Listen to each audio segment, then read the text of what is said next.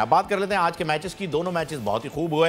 एक जो पहला मैच था युगांडा और न्यूजीलैंड का, वो इस वजह से खूब हुआ क्योंकि कल जैसे ऑस्ट्रेलिया खेला था उसी तरीके से जो है आज न्यूजीलैंड ने भी सोचा कि हम भी गोरे हैं भाई, कलर में तो सेम है और आस पड़ोस भी लगता है, तो हम भी कुछ वैसा ही कर लेते हैं। तो ऐसा ही किया है कमाल। न्यूजीलैंड ने भी 40 रन के ऊपर युगांडा की पूरी टीम को आउट कर दिया और उसके बाद न्यूजीलैंड ने बनाए 41 रन, लेकिन 5.2 ओवर्स में और एक खिलाड़ी के नुकसान के ऊपर, यानी अच्छा खेल गए, बहुत ही अच्छा खेल गए। रन रेट ऊपर हो गया है, उसके बावजूद भी न्यूजीलैंड बाहर हो गया है सुपर 8 की दौड़ से।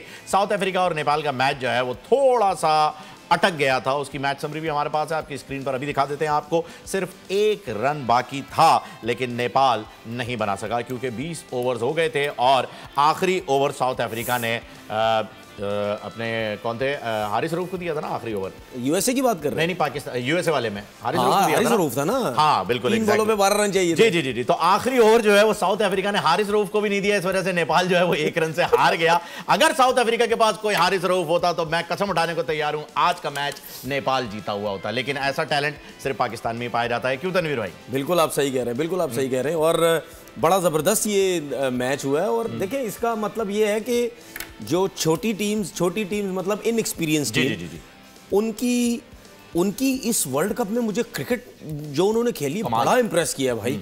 कनाडा हो गया, यूएसए हो गया, नेपाल हो गया, युगांडा हो गया। देखिए युगांडा जो है वो भी अपने ये क्वालिफाइंग राउंड में काफी मैचेस वो जीती है। नमीबिया की टीम बड़ी जो है वो अच्छी आई है। ओमान अच्छा खेली थी लेकिन एंड में मैचेस जब बड़ी टीमों से हुए तो वो थोड़ा सा। देखिए इसका मतलब ये है कि इनके पास कुछ ना कुछ 1-2 बॉलर्स 1-2 बैट्समैन ऐसे आ रहे हैं, और ऐसी टीमों के पास अगर कोई ना कोई 1-2 बैट्समैन 1-2 बॉलर आ जाए तो इसका मतलब कहीं ना कहीं नहीं, उनका कहीं ना कहीं काम चल रहा है, वर्किंग हो रही है। अब जिस तरह मैं नेपाल के मैच में आसिफ की बात करता हूँ, ठीक है, उन्होंने जिस तरह साउथ अफ्रीका के खिलाफ बैटिंग की है, मुझे बड़ा हैरानगी हुई। कोई 30-31 रन चाहिए थे, कोई 38 या 39 बॉलों पे जब वो आउट हुए।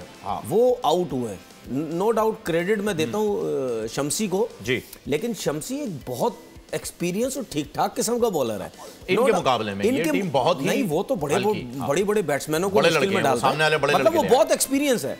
अगर वो इनके खिलाफ अच्छी बॉलिंग कर रहा है, जो कि हमें सोचना भी चाहिए था, हाँ इनके खिलाफ तो करनी चाहिए थी, लेकिन आसिफ ने जिस तरह बैटिंग की, मुझे पूरा नाम आसिफ, हाँ 42, ठीक है, 42 रन जो उन्होंने किए, 49, आई थिंक ये जो बैटिंग थी ये बहुत तगड़ी बैटिंग थी। क्यों?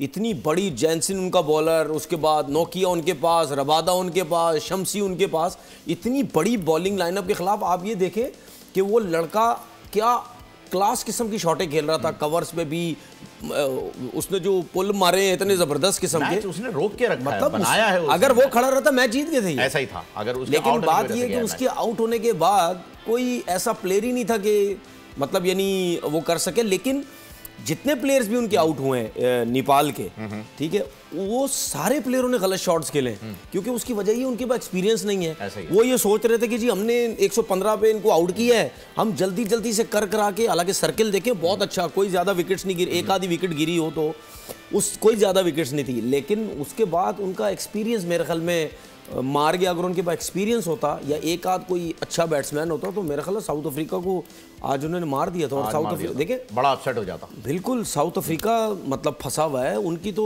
T20 के हिसाब से मेरे ख्याल में बहुत बड़ी बैटिंग लाइन है, उनको मुश्किलात। लेकिन 115 पे ढेर कर दिया, ये भी बड़ी बात है, ऐसी बात है। बॉलिंग भी इन्होंने बहुत अच्छी कर दी। नहीं, अभी आपने बैट्समैन का जिक्र किया तो मैं चाहूंगा बॉलर्स का। देखिए साउथ अफ्रीका जो है, हाँ मैं यही तो कह रहा हूँ, साउथ अफ्रीका अगर नेपाल के खिलाफ बैटिंग अच्छी करे समझ आती है, बॉलिंग अच्छी करे समझ आती है। नेपाल अगर बैटिंग अच्छी कर रही हो, बॉलिंग भी अच्छी कर रही है, तो फिर मतलब फिर तो गड़बड़ है। इसका मतलब ये है कि नीचे से इनकी क्रिकेट बेहतर हो रही है, अच्छी होती जा रही है। तो जितनी इनएक्सपीरियंस टीम थी उन्होंने क्रिकेट अच्छी की। कोच का याद है आपको, इनके हेड कोच का, नेपाल के हेड कोच? हमने शुरू में जिक्र किया था, मेरे ख्याल में नाम याद नहीं, कोई इतने नोन नहीं है। इतने नोन नहीं है कोई, मतलब ये लोग अपनी जान मार रहे हैं मैच के अंदर कि हमने निकालना है। अब देखिए 114 के ऊपर लेकर आ गए, ये विकेटें सेम गिरी हुई हैं, 7 ही गिरी थी साउथ अफ्रीका की, 7 विकेटें इनकी गिरी। और उन्हें तो मेरे ख्याल में इन्होंने 20 ओवर पूरे उन्होंने भी खेले, सिर्फ 1 रन। आपकी बात आखिरी बॉल पे 2 रन शायद चाहिए थे, तो वो नहीं हुआ, वो 1 भाग गए थे, ऐसे नहीं हो गया तो इक्वल नहीं हो पाया। बहरहाल चले सुपर ओवर की तरफ भी मामला जाता हुआ दिख रहा था। सब्सक्राइब करें और बेल दबाएं ताकि कोई खबर रह न जाए।